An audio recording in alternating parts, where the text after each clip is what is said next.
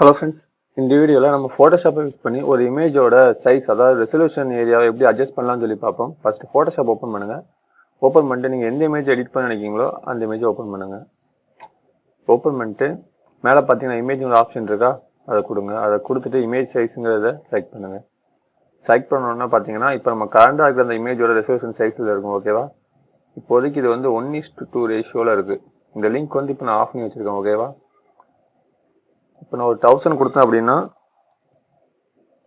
கீழே வந்து 500 வந்துடுது. ஸோ இது ஆல்ரெடி நம்ம இருக்கிற இமேஜுக்கு தகுந்த ரேஷியோவில் அது மாறிக்கிடும். ஓகேவா? ஸோ உங்களுக்கு அப்படி எதுவும் வேண்டாம் அப்படின்னு நினச்சிங்கன்னா அந்த லிங்க் எடுத்து விட்டுட்டு 1000x1000னா 1000x1000 கொடுத்துக்கலாம் நீங்கள். ஓகேவா? ஸோ அந்த லிங்க் இருக்கட்டு, எனக்கு அப்படியே இருந்தால் பார்க்க நல்லா இருக்கும். ஸோ ஒரு 1000 கொடுத்தேன்.